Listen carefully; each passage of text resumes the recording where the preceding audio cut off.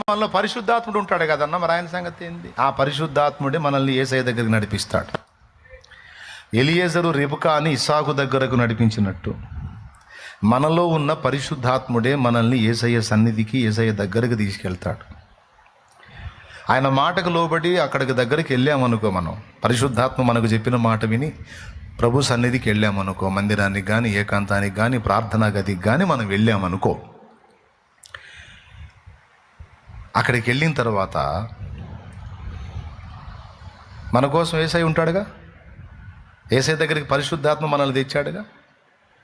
అక్కడికి పోయినాక యేసయ్యతో మనం ఏం మాట్లాడాలో, ఎలా వ్యవహరించాలో పరిశుద్ధాత్ముడే మనకు ప్రేరణనిస్తాడు. యుక్తముగా ఎలాగూ ప్రార్థన చేయుటో మనకు తెలియదు, కానీ ఆత్మ తానే మన పక్షమున విజ్ఞాపన చేయుచు మనలో ఉండి ఉచ్చరింప శక్యము కానీ మూలుగులతో ఆయన మన పక్షంగా మొర్రపెడతాడట, విజ్ఞాపన చేస్తాడట. పరిశుద్ధాత్మ మనలో ఉండి చేసే పని అది. ఈరోజు ఇక్కడ కూర్చున్న వాళ్ళలో చాలామంది ఎగ్గొట్టడానికి ఆలోచించారు. బుధవారమేగా, శుక్రవారం పోదాంలే అనుకున్నారు. అబద్ధాలు ఆడకుండా చెప్పండి, ఎంతమంది అనుకున్నారో చేతులు ఎత్తండి. సరిగ్గా చేతులు ఎత్తండి. నాకెట్ట తెలుసు? దేవునికి స్తోత్రం కలుగును గాక.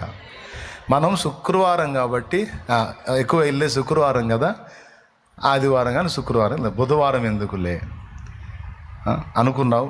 కొన్ని పనులు కూడా అడ్డొచ్చినాయి, కానీ ఏం జరిగిందో తెలియదు. అవేవి చేయబుద్ధి కాల, ఇంటికాడ ఉండబుద్ధి కాల, ఏదో పిచ్చిలేసినట్టు ఏమవుతుంది అన్నది, పోదాం మందిరానికే పోదాం అనుకుని లేచి వచ్చాం. వెళ్దాం దేవుని మందిరానికి వెళ్దాం, దేవుని సన్నిధికి వెళ్దాం అనిపించింది. అన్నీ వదిలేసుకొని వచ్చి పడ్డావు. ఇక్కడ ఎవరు తెచ్చారో తెలుసా? పరిశుద్ధాత్ముడే తీసుకొచ్చాడు.